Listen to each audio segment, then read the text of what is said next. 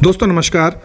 आज है 22 जनवरी और आज इस वीडियो में हम लोग आज के द इंडियन एक्सप्रेस को काफ़ी डिटेल से डिस्कस करेंगे।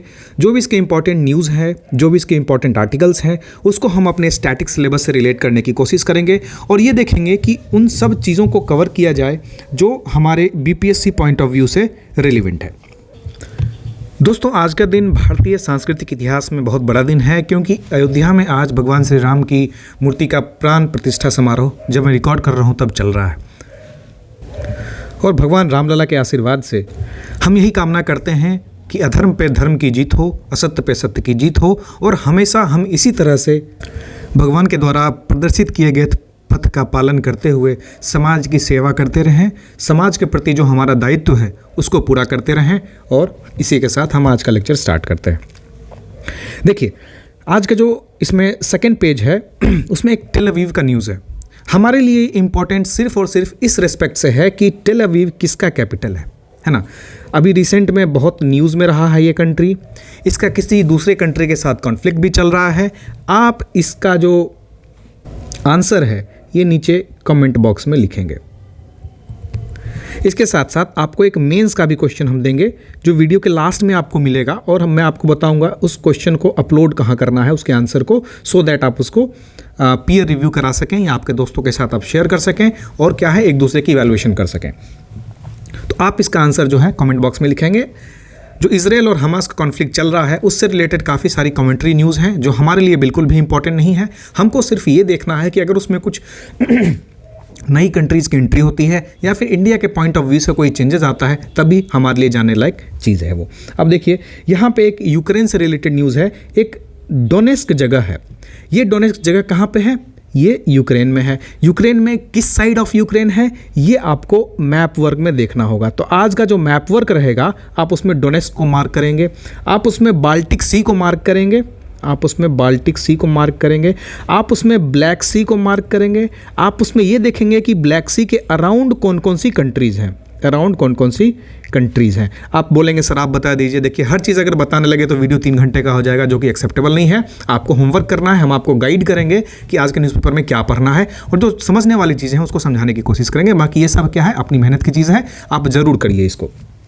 तो बाल्टिक सी को कभी कभी नाटो लेक भी कहा जाता है। ये नाटो लेक क्यों कहा जाता है? क्योंकि आप देखेंगे जब बाल्टिक सी को आप मैपिंग करेंगे तो बाल्टिक सी के अराउंड जो कंट्रीज़ हैं वो नाटो का हिस्सा है। तो इस तरह से जो नाटो लेक है वो बाल्टिक सी को भी कहा जाता है कभी कभी। तो अगर इससे पूछ दिया प्रीलिम्स में कि आए दिन न्यूज़ में नाटो लेक काफ़ी न्यूज़ में रहता है, वो लेक कौन सा लेक है, अब फिर आपको दे देगा ब्लैक सी दे देगा, बाल्टिक सी दे देगा और बाकी सारे 2-3 ओशन का नाम दे देगा। तो आपको उसमें बाल्टिक सी सेलेक्ट करना है। ठीक है, दिस इज़ वेरी इंपॉर्टेंट। इस पेज में और एक यहाँ पे इंपॉर्टेंट है रेयर अर्थ मिनरल से रिलेटेड एक न्यूज़ था। ये न्यूज़ है कि ग्रीन टेक्नोलॉजी के फील्ड में, ग्रीन टेक्नोलॉजी वो होती है जहाँ पे फॉसिल फ्यूल का यूज़ नहीं होता है। तो जो ग्रीन टेक्नोलॉजी है जैसे इलेक्ट्रिकल व्हीकल है, विंड टर्बाइंस है, इसमें जो यूज़ होता है रेयर अर्थ मिनरल्स का, है ना। तो रेयर अर्थ मिनरल्स का इन सब में यूज़ होता है। तो हम ऐसा क्या इजाद करें कि इनका यूसेज जो होगा रेयर अर्थ मिनरल्स का इन सब चीज़ों को बनाने में वो भी ग्रीन टेक्नोलॉजी को यूज़ करके हो। इसका मतलब कि उसको बनाने में भी कोई हमारा फॉसिल फ्यूल का खर्च ना हो। अगर फॉसिल फ्यूल का खर्च नहीं होता है तो उससे ये फ़ायदा होता है कि हमारा इन्वायरमेंट जो है वो सुरक्षित रहता है, क्योंकि हमारा उद्देश्य ही है इलेक्ट्रिकल व्हीकल और विंड टर्बाइन से हमारी इन्वायरमेंट को प्रोटेक्ट करना। तो अगर हम रेयर अर्थ मिनरल्स का यूज़ इनको बनाने में कर रहे हैं और रेयर अर्थ मिनरल के एक्सट्रैक्शन में ही हम इन्वायरमेंट को दूषित कर रहे हैं, फिर तो हमारा ओवरऑल ऑब्जेक्टिव ही डिफीट हो गया ना। तो इसके लिए रेयर अर्थ मिनरल्स जो है वो किस तरह से ग्रीन टेक्नोलॉजी से निकाला जा सकता है। तो इस आर्टिकल में इन्होंने यह कहा कि आपके जो भी पुराने इक्विपमेंट हैं जिसको हम जनरली ई वेस्ट भी बोलते हैं, इससे रेयर अर्थ मिनरल को एक्सट्रैक्ट किया जा सकता है। ठीक है, वो चाइना और नीदरलैंड के कुछ एक्सपर्ट्स ने ऐसा बोला है कि जो रेयर अर्थ मिनरल्स है वो सेलफोन से, हार्ड डिस्क से, इलेक्ट्रिकल मोटर से, टरबाइन से कम 40% जो ह्यूमन रिक्वायरमेंट है रेयर अर्थ मिनरल्स का उसको फुलफ़िल किया जा सकता है। अगर हम 40% फुलफ़िल कर लेते हैं इससे, तो जो इसके माइनिंग है और इस माइनिंग से रिलेटेड काफ़ी चैलेंजेस हैं, इसको माइनिंग से रिलेटेड काफ़ी टॉक्सिक चीज़ें निकलती हैं, जैसे आर्सेनिक निकलता है। उससे क्या होता है, पानी का जो ग्राउंड वाटर है वो पोल्यूट हो जाता है। तो उस सब चीज़ों को हम अवॉइड कर सकते हैं अगर हम अपने एग्जिस्टिंग सोर्सेज से रेयर अर्थ मिनरल्स को निकालने की कोशिश करें। तो अब रेयर अर्थ मिनरल्स जो है वो क्रिटिकल क्यों है। तो रेयर अर्थ मिनरल्स का यूज़ हम ग्रीन एनर्जी के इक्विपमेंट्स को बनाने में यूज़ करते हैं, जैसे इलेक्ट्रिक व्हीकल, विंड टर्बाइंस। फिर जो रिसेंट के एयरक्राफ्ट हैं इसमें भी रेयर अर्थ मिनरल्स का यूज़ होता है। फिर सैटेलाइट टेक्नोलॉजी में रेयर अर्थ मिनरल्स का यूज़ होता है। जो मिसाइल है, मिसाइल बनाने में रेयर अर्थ मिनरल्स का यूज़ होता है। तो यूज़ तो हो जाएगा, लेकिन अब बताइए कि जो रिसाइकलिंग है रेयर अर्थ मिनरल्स का, वो किस तरह से माइनिंग को कम करने में हेल्प करेगा।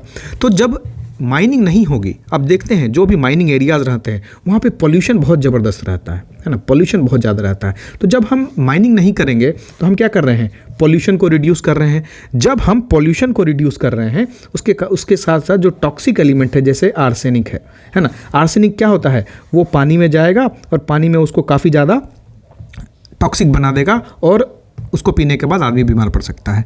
इसके साथ साथ जो माइनिंग के एरियाज़ हैं, जैसे अफ्रीका की बात है, तो अफ्रीका में आप देखेंगे काफ़ी ज़्यादा ह्यूमन कॉन्फ्लिक्ट होता है माइनिंग से लेके। जैसे डायमंड है तो ब्लड डायमंड हम लोग वर्ड यूज़ करते हैं, ब्लड डायमंड। क्यों ब्लड डायमंड यूज़ करते हैं, क्योंकि जो डायमंड निकाला गया है उसमें काफ़ी ब्लड शेड हुआ है। सिमिलरली जो रेयर अर्थ मिनरल्स है उसके एक्सट्रैक्शन में काफ़ी ह्यूमन कॉन्फ्लिक्ट या राइट वायलेशंस हो सकते हैं। इन सब को दूर किया जा सकता है अगर हम इन रेयर अर्थ मिनरल्स को हमारे जो इक्विपमेंट्स हैं, पुराने इक्विपमेंट्स हैं, उनसे हम एक्सट्रैक्ट करें, तो ये हमारा फ़ायदा है। दूसरी चीज़, अब रेयर अर्थ मिनरल्स भारत में कहाँ कहाँ मिलते हैं, जो हमारे लिए काफ़ी इंपॉर्टेंट है। और आप समझिए कि एक क्वेश्चन इससे बनाया जा सकता है, काफ़ी रेलिवेंट क्वेश्चन है और पूछा भी गया यूपीएससी में इससे ऑलरेडी, शायद 2021 में उन्होंने प्रीलिम्स में क्वेश्चन पूछा भी था। अगर भारत की बात करें तो भारत जो है 5th लार्जेस्ट है वर्ल्ड में रेयर अर्थ मिनरल्स के फाइंड करने में।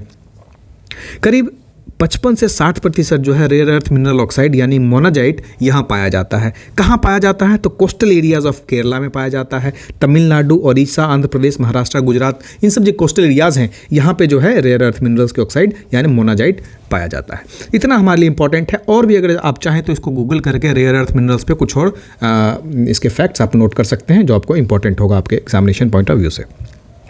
इस पेज में हमारे डायरेक्ट काम का ऐसा कुछ नहीं है, बस एक फैक्ट मिला था ड्रोन दीदी। इस ड्रोन दीदी से पंजाब के रूरल एरियाज़ में महिलाओं को as a drone pilot hire किया जा रहा है और उनसे उनके करियर को एक नई उड़ान मिल रही है। यानी कि उनकी करियर ग्रोथ में जो ड्रोन दीदी नाम का एक कहें तो स्कीम है वो काफ़ी हेल्प कर रहा है। तो ड्रोन दीदी वर्ड कहाँ से आया, ये रेलिवेंट क्यों है, ये current affair point of view से काफ़ी इंपॉर्टेंट है। क्योंकि जो 77वां इंडिपेंडेंस डे स्पीच हुआ था प्रधानमंत्री श्री नरेंद्र मोदी जी का 2023 में, उसमें उन्होंने एक स्कीम की घोषणा की थी, नमो ड्रोन दीदी योजना। इस नमो ड्रोन दीदी योजना में क्या है कि जो सेल्फ हेल्प ग्रुप्स हैं उन सेल्फ हेल्प ग्रुप्स में महिलाओं को जोड़ा जाएगा। जैसे कोई एक सेल्फ हेल्प ग्रुप है, इसमें महिलाओं को जोड़ा गया। अब जब इसमें महिलाएं आ गई तो इन महिलाओं को किसी को ड्रोन चलाने की ट्रेनिंग, किसी को ड्रोन के रख रखाव मेंटेनेंस की ट्रेनिंग दी जाएगी। तो अब ये ड्रोन के इस्तेमाल कहाँ होगा, हम तो ड्रोन को महिलाओं को हायर कर रहे हैं ड्रोन चलाने के लिए, ड्रोन के मेंटेनेंस में, लेकिन इसका उपयोग क्या होगा। आप जानते हैं कि भारत में फर्टिलाइज़र जो है, भारत 2nd लार्जेस्ट प्रोड्यूसर भी है और इम्पोर्टर भी है। मतलब जितना ज़्यादा प्रोड्यूस करता है उतना ज़्यादा इम्पोर्ट भी करता है, क्योंकि आप जानते हैं यहाँ पे खपत बहुत ज़्यादा है फर्टिलाइज़र्स का। जो नॉर्थ वेस्ट रीजन है इंडिया का, ग्रीन रेवोल्यूशन के बाद इतना ज़्यादा फर्टिलाइज़र कंज्यूम हुआ है। जो बोला जाता है कि एक रेशियो मेंटेन करना है एनपीके का, है ना, आपने पढ़ा भी होगा, एनपीके का रेशियो मेंटेन करना है, वो एनपीके का रेशियो मेंटेन नहीं होता है। तो किसी न किसी एक यूरिया की, फर्टिलाइज़र की जो डिमांड है वो काफ़ी ज़्यादा बढ़ जाती है, तो हम लोगों को क्या करना पड़ता है कि वो इंपोर्ट करना पड़ता है। लेकिन अभी रिसेंट में देखें तो उस इंपोर्ट करने के कारण हमारा क्या हो रहा है, इंपोर्ट करने के कारण हमारा जो फॉरेक्स है वो फॉरेक्स कम हो रहा है, हमको अपना रिजर्व्स देना पड़ रहा है, हमारा जो रुपी का वैल्यू है वो डिवेल्युएट हो रहा है। तो उसको अवॉइड करने के लिए एक लार्ज पर्सपेक्टिव में हमारा जो करंट अकाउंट डेफिसिट है, कैड है, इसको कम करने के लिए हम लोग क्या कर रहे हैं, एक अल्टरनेट फर्टिलाइज़र को डिवाइस करने में जुटे थे। तो हमारी जो फर्टिलाइज़र्स कंपनीज़ हैं, इसके साथ साथ जो R&D एजेंसीज़ हैं, उन्होंने अल्टरनेट फर्टिलाइज़र्स के फील्ड में काम किया और लिक्विड नैनो फर्टिलाइज़र का इजाद किया। ये फर्टिलाइज़र जो है वो लिक्विड फॉर्म में रहते हैं। अब लिक्विड फॉर्म में रहेंगे तो इसका छिड़काव किया जा सकता है। छिड़काव जब किया जा सकता है तो अगर हम ड्रोन का यूज़ करें इसके छिड़काव में तो हमारे लिए काफ़ी उपयोगी हो जाएगा, क्योंकि आदमी एक जगह खड़ा है और पूरा फील्ड जो है 10 एकड़ का, उसको ये ड्रोन के माध्यम से इरिगेट कर सकता है ना। तो किसान ड्रोन और कृषि ड्रोन इसी संदर्भ से रिलेटेड है, इसी चीज़ से रिलेटेड है, नैनो फर्टिलाइज़र से रिलेटेड है। ठीक है, तो जो ड्रोन दीदी स्कीम है, ये ड्रोन दीदीज जो बनाए जा रहे हैं, उनका काम यही है कि उनको सेल्फ हेल्प ग्रुप से अटैच किया जाएगा। उस सेल्फ हेल्प ग्रुप में ड्रोन दीदीज को ड्रोन चलाने की, ड्रोन मेंटेनेंस की, इसके साथ साथ drone as a super trainer भी उनको ट्रेन किया जाएगा ताकि वो दूसरों को भी ट्रेन कर सकें। इसके साथ साथ हमारा टारगेट ये है कि 15,000 ड्रोन सेल्फ हेल्प ग्रुप को दिया जाए।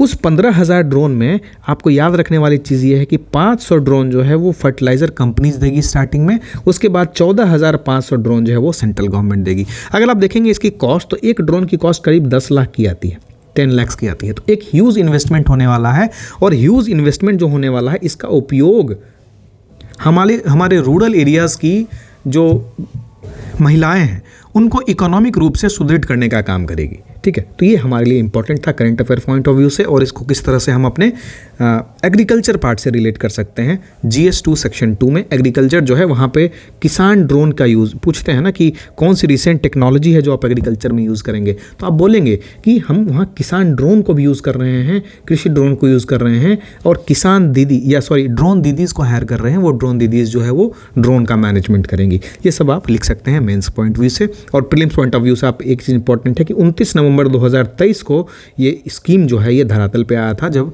इसको लॉन्च किया गया था। इस पेज में जो ये ड्रोन दीदी वाला है इसको आप एज अ केस स्टडी भी यूज़ कर सकते हैं अपने एसेज में। आप जो एसे लिखते हैं तो टेक्नोलॉजी के बेनिफिट्स या एग्रीकल्चर रिलेटेड कुछ हो गया, या फिर महिलाओं का एम्पावरमेंट रिलेटेड कुछ है, तो आप ये केस स्टडी जो है पंजाब की ड्रोन दीदी वाला इस्तेमाल कर सकते हैं। आप इसको डिटेल में पढ़ सकते हैं, इससे आपका लैंग्वेज इन्हांसमेंट होगा। बाकी चीज़ हमारे लिए उतना इम्पॉर्टेंट नहीं है, जो इम्पॉर्टेंट होगा मैंने उसको मार्क करके रखा है। लास्ट वीडियो में मैंने आपको ईडी के बारे में बताया था कि जो इन्फोर्समेंट डायरेक्टरेट है वो कौन से 3 एक्ट पे काम करता है, उसमें से एक PMLA भी है। ठीक है, PMLA है, फेमा है, और एक फ्यूजिटिव ऑफेंडर्स एक्ट जो है उसके तहत ये काम करता है। अब देखिए न्यूज़ में भी आ रहा है कि ईडी PMLA के अंदर किसी को बुक किया, तो आपको रेफरेंस समझ में आ रहा होगा, आप लिंक कर पा रहे होंगे चीज़ों को, अगर आप कंटिन्यूस इस तरह के लेक्चर्स को देख रहे हैं तो। और सिर्फ आप इन लेक्चर्स को देखिए नहीं, आपका जो स्टैटिक नोट्स है उसको बिल्डअप करिए, और इससे रिलेटेड जो फैक्ट्स आप लिख सकते हैं, जो आप रिसर्च कर सकते हैं उतना करिए। ज़्यादा डीप में जाने की ज़रूरत नहीं है, जितना बताया जा रहा है, जिस गाइडलाइंस पे बताया जा रहा है बस उसको फॉलो करिए, that would be more than enough. और एक चीज़ और, ये जो चीज़ें बताई जा रही हैं that is basically relevant as far as BPSC is concern. हम लोग UPSC पॉइंट ऑफ व्यू से इतना कुछ नहीं देख रहे हैं, क्योंकि फिर वो एरिया बहुत वाइड हो जाता है, और उसको कवर करने के लिए हमको अलग अलग डायमेंशन से सोचना पड़ेगा। यहाँ पे कंप्लीट BPSC में जो पूछे जाते हैं सवाल, उससे रिलेटेड हम लोग कोशिश करते हैं कि न्यूज़पेपर में जो है उसको आपको बताया जाए। ये है एडिटोरियल। एडिटोरियल को हम लास्ट में आएंगे, यहाँ पे 2-3 इंपॉर्टेंट चीज़ें हैं, इसको हम बाद में देखेंगे। अब देखिए यहाँ पे साइमल्टेनियस पोल की बात हुई है ना। साइमल्टेनियस पोल या वन नेशन वन इलेक्शन काफ़ी न्यूज़ में रहा है पिछले साल से। न्यूज़ में इसलिए रहा है कि हमारे पूर्व राष्ट्रपति श्री रामनाथ कोविंद जी को एक कमेटी का हेड बनाया गया, जिसको ये स्टडी करना था कि वन नेशन वन इलेक्शन कितना फिजिबल है। अगर उसको फिजिबल बनाना है तो हमारे सामने क्या क्या चैलेंजेस हैं, उन चैलेंजेस को दूर करने के लिए हम क्या क्या इनिशिएटिव्स ले सकते हैं। तो इस संदर्भ में हम देखें तो हम कुछ इसके स्टैटिक पॉइंट ऑफ व्यू को एक बार डिस्कस कर लेते हैं कि साइमल्टेनियस इलेक्शन है क्या, है ना। तो अभी देखिए, जैसे 2024 में इलेक्शन होना है कहाँ, सेंट्रल गवर्नमेंट में, मतलब लोकसभा का चुनाव होना है। फिर 2025 में अगर देखें तो हमारा बिहार का चुनाव होना है, विधानसभा का। तो वन नेशन वन इलेक्शन जो फंडा है ये क्या कहता है कि 2024 में जो लोकसभा होगा और 2025 में जो विधानसभा होगा, ये 2025 में ना करके 2024 में ही दोनों करवा दो, लोकसभा भी और विधानसभा भी।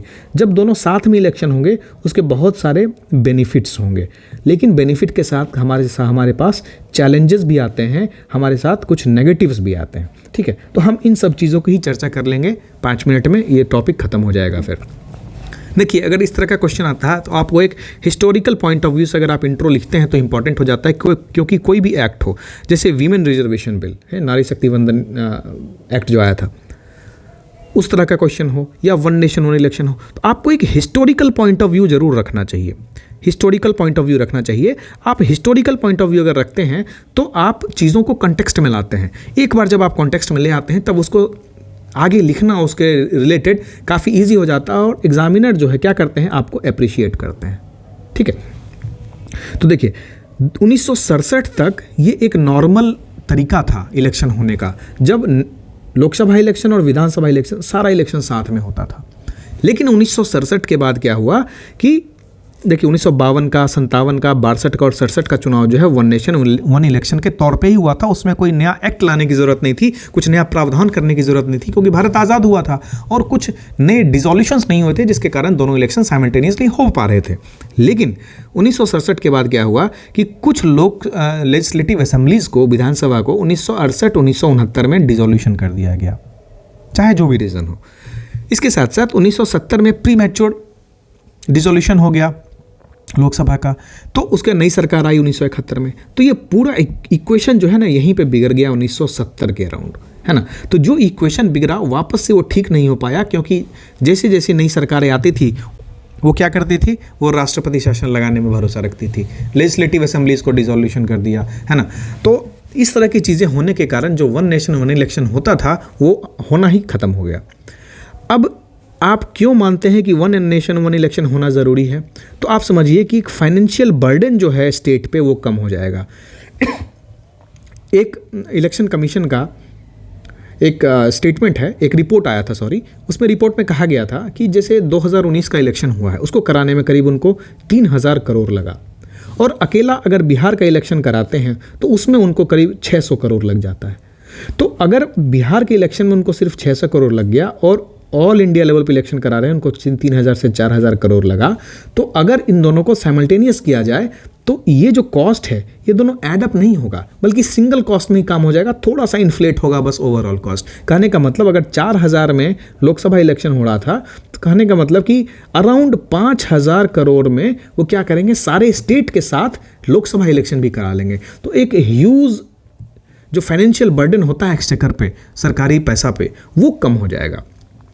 इसके साथ साथ जो पॉलिटिकल पार्टीज़ हैं, अब देखिए जैसे भारतीय जनता पार्टी है, 2024 में अभी 2023 में इलेक्शन हुआ था 5 राज्यों का, फिर 2024 में इलेक्शन होने वाला है लोकसभा का, फिर 2025 में कुछ राज्य के चुनाव होंगे, फिर 2026 में, ये कंटिन्यूअस जो है लोग इलेक्शन में पैसा खर्च करना पड़ता है इनको।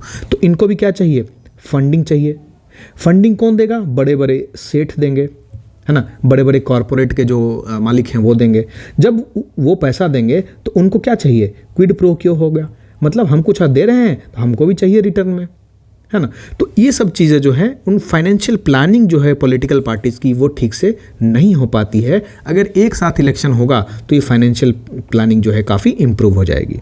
उसके बाद हम देखें तो जो गवर्नेंस पे फोकस है वो कम हो जाता है साइमल्टेनियस इलेक्शन नहीं होने के कारण, क्योंकि 2024 में इलेक्शन होगा, क्या होगा, मॉडल कोड ऑफ कंडक्ट लग जाएगा। कोई भी आप नई योजनाएं नहीं ला सकते हैं। पैसा का काम होगा तो वो इलेक्शन कमीशन के ऑथराइज्ड जो ऑफिसर्स रहेंगे उनके थ्रू होगा, है ना। कोई भी ट्रांसफ़र पोस्टिंग जो होगी इलेक्शन कमीशन के ऑफिसर्स के थ्रू होगी। नॉर्मल जो सेटअप है वो बैठ जाता है बिल्कुल, है ना। तो गवर्नेंस फोकस ही नहीं रहता है। फिर हो जाता है कि इलेक्शन कराना है, कहाँ का मतदाता पहचान पत्र बन गया, कहाँ पे वोटर लिस्ट बन गया, कहाँ पे जो कंस्टिट्यूएंसीज़ हैं वहाँ पे जो मतदान केंद्र हैं उनकी इंफ्रास्ट्रक्चर को बनाने की ज़रूरत है, कहाँ पे वोटर अवेयरनेस करने की ज़रूरत है। इन सब बातों में ही लोग रह जाते हैं और इलेक्शन मोड में चला जाता है पूरा एडमिनिस्ट्रेटिव सेटअप। तो इस तरह से क्या होता है, जो एडमिनिस्ट्रेटिव एफिशिएंसी है वो धीरे धीरे कम होने लगती है। तो उसको बचाने के लिए ये ज़रूरी है कि हम अगर एक साथ चुनाव कर दे तो 5 साल में एक बार चुनाव आएगा तो क्या होगा, बाकी 4 साल तो 4.5 साल तो काम हो सकेगा ना एकदम फोकस्ड वे में, डिस्टर्बेंस नहीं होगा एडमिनिस्ट्रेशन को। फिर क्या है, इंटरनल सिक्योरिटी का भी इशू है। अब देखिए इलेक्शन टाइम पे क्या सारे CRPF फोर्सेस को या कहीं तो सेंट्रल फोर्सेस जो भी हैं उनको मोबिलाइज किया जाता है, ऑल ओवर इंडिया भेजा जाता है। तो कहीं तो कहीं वो पोस्टेड होंगे, जैसे बिहार में पोस्टेड होंगे, बिहार से उनको गुजरात भेजा जाएगा, या फिर जम्मू कश्मीर में पोस्टेड होंगे उनको आसाम भेजा जाएगा। तो अगर कहीं से उनको निकाला जा रहा है तो उनकी स्ट्रेंथ को वहाँ कम किया जा रहा है। अगर वहाँ स्ट्रेंथ कम किया जा रहा है तो वहाँ जो सिक्योरिटी का बैलेंस था, एक जो सेटअप बना हुआ था वो बिगड़ जाएगा। तो एक इंटरनल सिक्योरिटी इशू भी हो सकता है। उसके बाद देखिए वोटर फैटिग भी होता है। सपोज मैं बैंगलोर में रहता हूँ, ठीक है, मैं बैंगलोर से 2024 में चुनाव देने आ गया, फिर 2025 में चुनाव फिर मुझे देने आना पड़ेगा, फिर एक पंचायत चुनाव आ गया 2026 में, फिर मुझे देने आना पड़ेगा। तो क्या है, एज अ वोटर मैं हर साल वोट दे रहा हूँ, तो एक फैटिग हो रहा है, अरे यार कुछ काम तो होता नहीं, खाली वोट लेते हैं। तो इस तरह का जो वोटर फैटिगनेस है इसको भी कम किया जा सकता है साइमल्टेनियस इलेक्शन से। फिर ब्लैक मनी, ब्लैक मनी आप इससे रिलेट कर सकते हैं इकोनॉमिक प्लानिंग वाले से, कि जितना ज़्यादा इलेक्शन होगा उतनी ज़्यादा फंडिंग चाहिए, उतना ज़्यादा ब्लैक मनी आएगा, उतनी ज़्यादा हम अपने रिसोर्सेज को प्रॉपरली मैनेज नहीं कर पाएंगे। अब देखिए वन नेशन वन इलेक्शन के अगेंस्ट में भी कुछ आर्गूमेंट्स हैं कि अगर आप इलेक्शन हर 5 साल में कराते हैं तो भाई जो पटना के एमपी हैं वो अगर 2024 में चुनाव प्रचार करने आए तो अगली बार 2029 में ही आएंगे जब लोगों से मिलेंगे, है ना, अगर ऐसा हुआ तो। लेकिन अभी क्या है, 2024 में चुनाव हुआ, फिर से उनको 2025 में चुनाव प्रचार करने आना पड़ेगा, तो 24 से 25 का जो टाइम है यहाँ पे उनको काम करके दिखाना पड़ेगा, तब तो लोग उनको कहेंगे 25 में कि हाँ भाई तुमने काम किया, तुम्हारी पार्टी को हम भरोसा कर सकते हैं। तो ये जो है अकाउंटेबिलिटी वाली चीज़ है वो रिड्यूस हो जाती है इलेक्टेड रिप्रेजेंटेटिव्स की। वो ऐसे ही अपने क्षेत्र में नहीं आते हैं, और एक बार अगर इस तरह की चीज़ें हो गई तो बिल्कुल भी अपने क्षेत्र में नहीं आएंगे, है ना। ऐसा कहा जा सकता है, ऐसा तो होता नहीं है बट कहा जा सकता है। दूसरा पॉइंट ये है कि जो फेडरल पावर है, जैसे सेंटर में प्रधानमंत्री श्री नरेंद्र मोदी जी की सरकार है, अब वो जब चुनाव प्रचार करने जाते हैं किसी स्टेट में तो उनकी फ़ोटो ऊपर रहती है, बाकी जो छोटे छोटे लीडर्स हैं नीचे रहती है। तो वो जब आते हैं तो उनके स्पीच में नेशनल मुद्दा ज़्यादा छाया रहता है, जो रीजनल इश्यूज़ हैं उन पे फोकस नहीं रहता है। तो ऑलरेडी सेंट्रल गवर्नमेंट इतना पावरफुल रहता है, उनके पास रिसोर्सेज की कोई कमी नहीं रहती है, फंड्स की कमी नहीं रहती है। तो ये जो है, जो छोटे रीजनल पावर्स हैं उनको ओवर पावर कर देंगे, उनको दबाने की कोशिश करेंगे। सिमिलरली जो रीजनल पार्टीज़ हैं वो लोकल मुद्दों को तो उठा रहे हैं, लेकिन उनके पास फंडिंग नहीं है, उनके पास रिसोर्सेज नहीं है कि इन मुद्दों को कंटिन्यूस रखा जाए, क्योंकि जो सेंट्रल गवर्नमेंट है, जो बड़ा मछली है, वो उनको दबा देगा, है ना। उसके बाद स्पिरिट ऑफ डेमोक्रेसी के अगेंस्ट है। ये स्पिरिट ऑफ डेमोक्रेसी के अगेंस्ट इसके लिए कह सकते हैं कि पीपल के विल के अगेंस्ट में आप जा रहे हैं। लोगों का मन है कि हम क्या करें, एक बार इसको चुनें, स्टेट में उसको चुनें, है ना। या फिर अभी जो चुनाव हो गया, जैसे 2023 में चुनाव हो गया, है ना, अब 2024 में मोदी जी की इच्छा है कि वन नेशन वन इलेक्शन चुनाव हो, तो 2023 में जो चुनाव हुए उसको क्या किया जाएगा फिर 24 में, कैसे उसको, या तो इसको डिसोल्यूशन किया जाएगा इसका। अगर आप डिसोल्यूशन करते हैं तो आप लोगों का जो मैंडेट है उसके अगेंस्ट में जा रहे हैं। मतलब आप डेमोक्रेटिक सेटअप में रह के लोगों के जो उनका मत है उनका सम्मान नहीं कर रहे हैं। फिर क्या है कि ये डेमोक्रेटिक विल के साथ प्ले करना हो गया, क्योंकि अगर एक ऊपर बैठा हुआ है कोई मजबूत पार्टी सेंट्रल गवर्नमेंट में, तो हर स्टेट में चाहेगा अपना ही बना के रखें। तो ये पॉसिबल रहेगा एक मीडिया कैंपेन चला के, एक सोशल मीडिया होक्स चला के, इस तरह से चीज़ें काफ़ी आप देख रहे हैं कितना क्या होता है, तो उस तरह से चीज़ें की जा सकती हैं, ठीक है। ये तो फॉर एंड अगेंस्ट था, लेकिन इसको इम्प्लीमेंट करने के लिए हमारे पास चैलेंजेस भी काफ़ी हैं। जैसे कुछ एक्ट्स को हमको अमेंडमेंट करना पड़ेगा, आर्टिकल 83, 85, 172, 174, जो ड्यूरेशन वाला है, तो चाहे लोकसभा का हो या लेजिस्लेटिव असेंबली का हो, उसको हमको अमेंड करना पड़ेगा। फिर सिंक्रोनाइजेशन इशू है, जो मैंने बताया कि 23 में इलेक्ट हो क्या है, 24 में कैसे डिसोल्यूट करेंगे। उसके साथ साथ ये भी डर है कि वन नेशन वन इलेक्शन क्या हमारे बेसिक स्ट्रक्चर ऑफ कॉन्स्टिट्यूशन को वायलेट कर रहा है। अगर वो वायलेट करता है तो वो जुडिशियल रिव्यू में जाएगा, और क्या वो जुडिशियल स्क्रूटनी को सस्टेन कर पाएगा, तभी तो वो पॉसिबल है। तो ये सब जो चैलेंजेस हैं वो हमारे पास चैलेंजेस हैं। अब वन नेशन वन इलेक्शन को लेके कुछ कमिटीज़ की रिपोर्ट थी, जैसे इलेक्शन कमीशन की रिपोर्ट 1983 में इसके फेवर में थी। 170वां लॉ कमीशन जो 1999 का था वो भी इसके फेवर में था। फिर एक पार्लियामेंट्री स्टैंडिंग कमेटी बनी थी 2015 में, उसने भी ये रिकमेंड किया था कि वन नेशन वन इलेक्शन पे काम किया जा सकता है, ठीक है। तो ये था काफ़ी इंपॉर्टेंट चीज़। आप होप आप समझ गए होंगे चीज़ों को। बढ़ते हैं आगे। देखिए, एक एरिकल मुनाई पॉइंट, प्रीलिम्स में ये क्वेश्चन आ सकता है कि लिख देगा auricle Munai point refers to, ठीक है, क्या है वो, तो उसके बाद 4 ऑप्शन उसमें दे देगा। तो इस तरह की चीज़ें यहीं से उठा के पूछी जाती हैं, इसलिए आप इसको नोट कर लेंगे अपने प्रीलिम्स का। अगर फैक्ट बुक का बना के रखे हैं तो एरिकल मुनाई पॉइंट किस चीज़ से रिलेटेड है। एरिकल मुनाई पॉइंट क्या है, वो जगह है जहाँ पे कहा जाता है कि राम सेतु का बिल्डिंग चालू हुआ था, मतलब एक बीच है जहाँ से राम सेतु का काम चालू हुआ था। अगला फिस्कल क्राइसिस। फिस्कल क्राइसिस एक कीवर्ड है आपके GS2 सेक्शन 2 से रिलेटेड। इससे रिलेटेड मैंने क्वेश्चन फ्रेम किया है। इस क्वेश्चन को आप लिख सकते हैं और इसका आंसर हमारे वेबसाइट पे आप अपलोड कर सकते हैं। उसका कैसे अपलोड करना है वो मैं वीडियो के लास्ट में बताऊंगा। वो क्वेश्चन आप लिखें, लिख के उस पेज को स्कैन करें, स्कैन करके आप अपलोड कर सकते हैं। अपलोड करने के बाद अगर 2-4 लोग अपलोड करते हैं आप लोग, तो आपस में एक दूसरे की इवैल्यूएशन कर सकते हैं, जिसको हम बोलते हैं पीयर रिव्यू। अगर BCW टीम को टाइम मिला तो देखेगा, but we can not assure of that. लेकिन अगर आप क्वेश्चन प्रैक्टिस करना चाह रहे हैं तो आप इस क्वेश्चन को प्रैक्टिस कर सकते हैं। क्वेश्चन क्या है कि what are the factors that can lead to the fiscal crisis of a state, how freebies have further aggravated the concern, explain with examples. ये जो है वो फिस्कल क्राइसिस से रिलेटेड है कि स्टेट में फिस्कल क्राइसिस किस तरह से पैदा होता है, क्या क्या कंडीशंस होते हैं, क्या क्या फैक्टर्स होते हैं, उसमें क्या क्या एड ऑन फैक्टर्स होते हैं। उसके साथ साथ जो रिसेंटली जो फ्रीबीज को अनाउंस किया जा रहा है, उन फ्रीबीज से जो फिस्कल क्राइसिस है और डीपेन हो रहा है कैसे, वो आपको बताना है एग्जाम्पल के साथ। अगला फैक्ट जो है, देखिए छत्तीसगढ़ न्यूज़ में रहा था क्योंकि यहाँ चुनाव हुए थे। कल हमने मिज़ोरम के चीफ मिनिस्टर के बारे में बात किया था, आज हम लोग छत्तीसगढ़ के बारे में बात करेंगे। छत्तीसगढ़ में टोटल 90 सीट पे चुनाव हुआ था। जो नए चीफ मिनिस्टर हैं वो कौन हैं? विष्णुदेव साई। विष्णुदेव साई जो हैं वो चीफ मिनिस्टर हैं, छत्तीसगढ़ के नए अपॉइंट हुए हैं। ये छत्तीसगढ़ के चौथे चीफ मिनिस्टर हैं। ये first tribal chief minister Chhattisgarh के, और यहाँ बीजेपी ने अपनी सरकार बनाई है। ये इंपॉर्टेंट है छत्तीसगढ़ पॉइंट ऑफ व्यू से। बाकी जो है आप internal security point of view से इंपॉर्टेंट था ये, अगर आप यूपीएससी रिलेटेड चीज़ पढ़ते, लेकिन हमारे पॉइंट ऑफ व्यू से इंपॉर्टेंट नहीं है ये, ठीक है।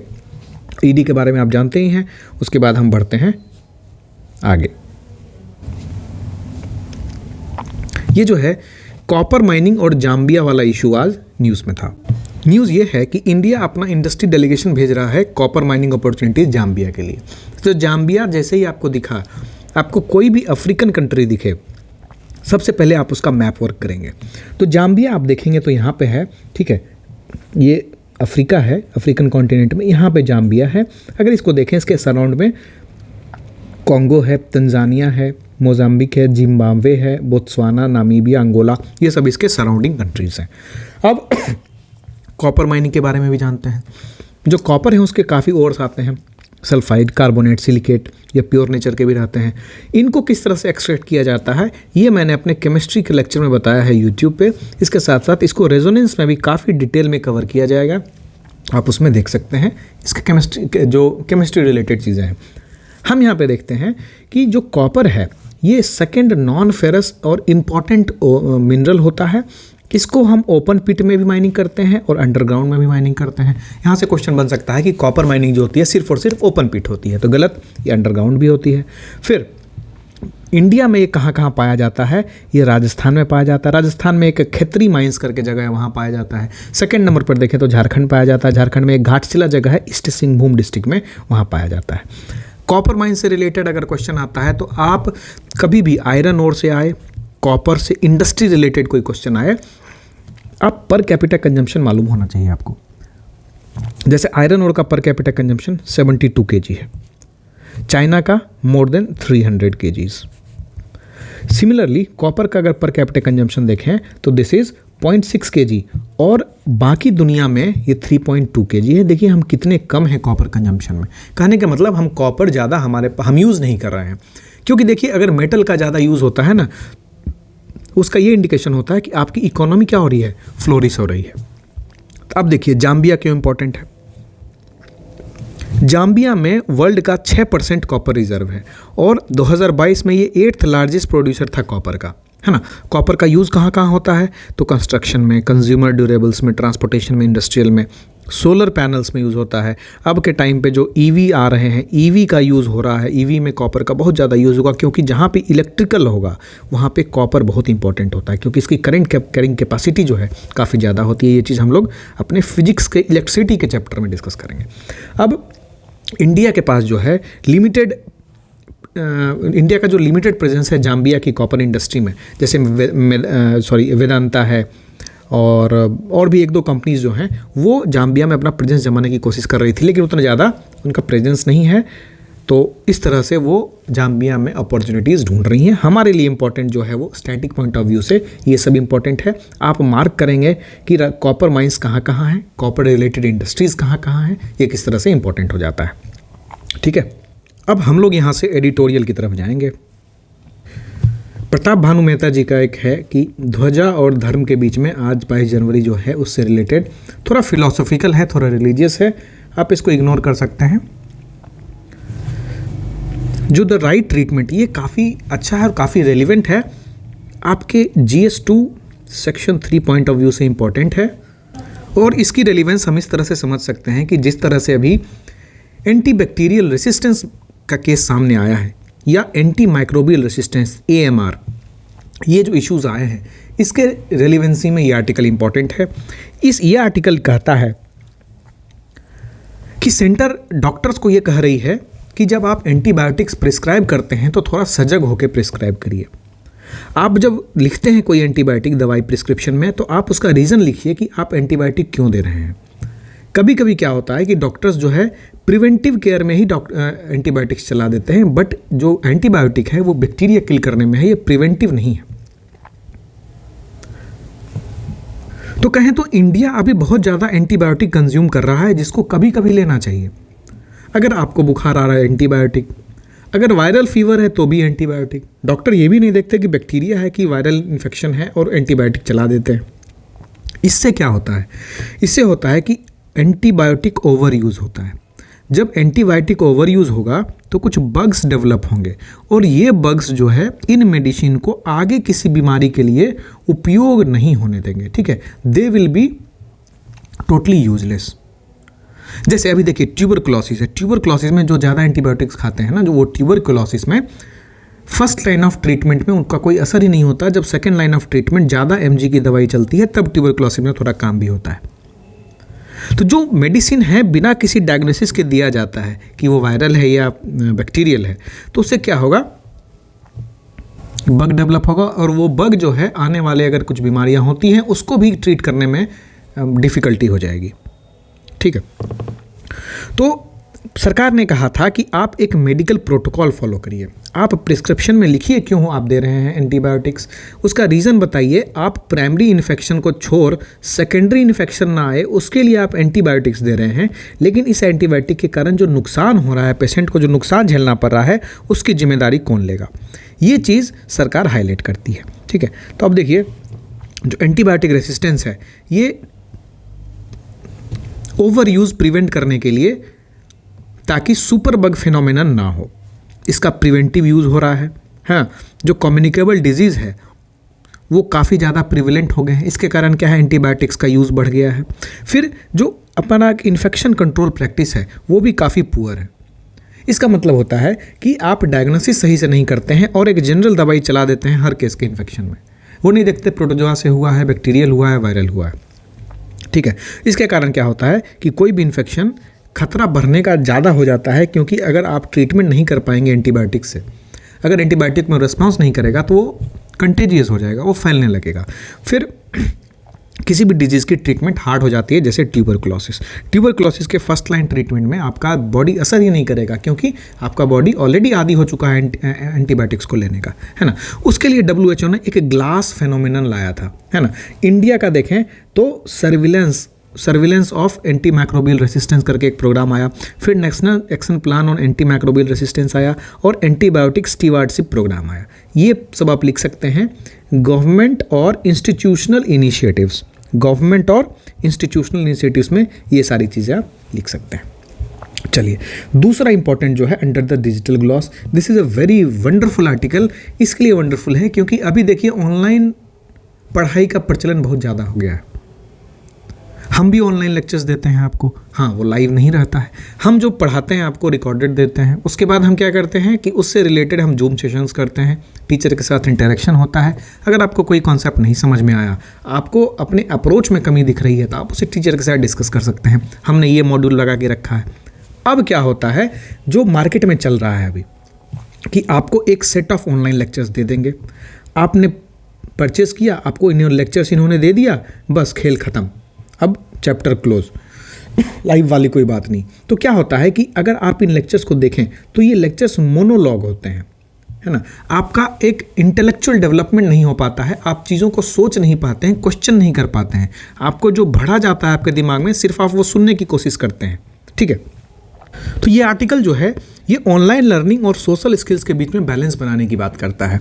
ये कहता है कि एक सोशियोलॉजिस्ट बेसिल बर्नस्टीन है, वो डिजिटल टेक्नोलॉजी को क्वाजी पेडागोगिकल कहते हैं, जो कि जो प्रेजेंट सिस्टम है ऑनलाइन लर्निंग का, उसका एक क्रिटिक है। ये कहते हैं कि एजुकेशन जो है वो इन्फॉर्मेशन और सिर्फ आइडियाज़ का ट्रांजैक्शन नहीं है। वो क्या है, उसका काम है कि हम नॉलेज प्रदान करें, डायलॉग और डिस्कवरी से, डिस्कशन करके, चीज़ों का एक निष्कर्ष निकाल के। ऑल्दो इंटरनेट टेक्नोलॉजी जो है अपने काफ़ी इन्फॉर्मेशन दे देती है, लेकिन जो इन्फॉर्मेशन को बताने का तरीका है वो काफ़ी मोनोलॉग हो जाता है। जैसे मैं अभी बोल रहा हूँ, आप सुन रहे हैं, है ना, आप कमेंट नहीं करेंगे, मैंने जो क्वेश्चन दिया है उस पर भी आप रिस्पॉन्स नहीं करेंगे। वो इसीलिए दिया जाता है कि आप ये पता चले कि हमारा इंगेजमेंट कैसा है, आप हमारे वीडियोस पे कैसा रिएक्ट कर रहे हैं। लेकिन आप तो रिएक्शन करेंगे नहीं, आप तो कमेंट करेंगे नहीं। आज तो सिंपल क्वेश्चन मैंने दिया है कि टेल अवीव किसकी राजधानी है, तो अगर आप सुन रहे हैं तो अभी एटलीस्ट बता दीजिए टेल अवीव किसकी राजधानी है, और शाम को जाके क्वेश्चन अपलोड कर दीजिएगा वेबसाइट पे जहाँ पे हमने आज का क्वेश्चन दिया है। खैर, हम आते हैं इसमें। तो अभी जो एक्ट ऑफ टेलिंग और कंज्यूमिंग डेटा है वो ज़्यादा बढ़ गया है इंटरनेट टेक्नोलॉजी के आने के कारण, जो मल्टी डायरेक्शनल से चेंज होके मोनोलॉजिकल और यूनिडायरेक्शनल हो गया है। जो स्टूडेंट की एबिलिटी है डिस्कशन करने की, आर्गूमेंट करने की, किसी आइडियाज़ को कॉन्टेस्ट करने की, वो अंडरमाइन कर रहे हैं हम। दूसरी बात ये कि जो इंटरनेट है, अब जो स्टूडेंट पढ़ रहा है, जैसे आप पढ़ रहे हैं, आप किस कंडीशन में पढ़ रहे हैं, आपके पीछे गाना बज रहा है, एक बहुत विशियस माहौल बना हुआ है, एक टेंस माहौल बना हुआ है, आप खाना खाए हैं कि नहीं खाए हैं, ये सब इश्यूज़ जो हैं काफ़ी प्रेवलेंट रहते हैं, जिसको कैटर करने की कोई बात नहीं होती है। लेकिन जब आप स्कूल की बात करते हैं, क्या है, मिड डे मील है, अगर कोई स्कूल आया बच्चा तो ये इंश्योर किया जाता है कि वो माहौल टेंशन फ्री रहे, उसमें उनको खाना मिले भरपेट, है ना, एक तरह का यूनिफॉर्म दिया जाता है कि आप कितने भी रिच हैं, कितने भी पुअर हैं, आप पहनेंगे एक ही ड्रेस। तो इस तरह से एक इक्वालिटी का भाव बनाया जाता है, वो सब मिसिंग रहेगा ऑनलाइन लर्निंग में। उसके साथ साथ जो इंटरनेट है वो क्या है, अनहिंडर्ड है, वो ओपन छोड़ देता है कि आप पढ़ते रहो जो भी पढ़ना है।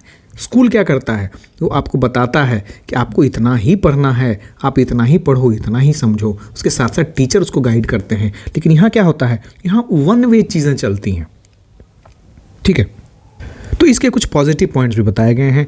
जो पॉजिटिव पॉइंट्स बताए गए कि डिजिटल टेक्नोलॉजी जो है एक इनेबलर साबित हो सकता है नॉलेज को एक्सेस करने में, और जो अपॉर्चुनिटीज़ है उसको वाइडन करने में, ठीक है, ये तो बात बिल्कुल सही है।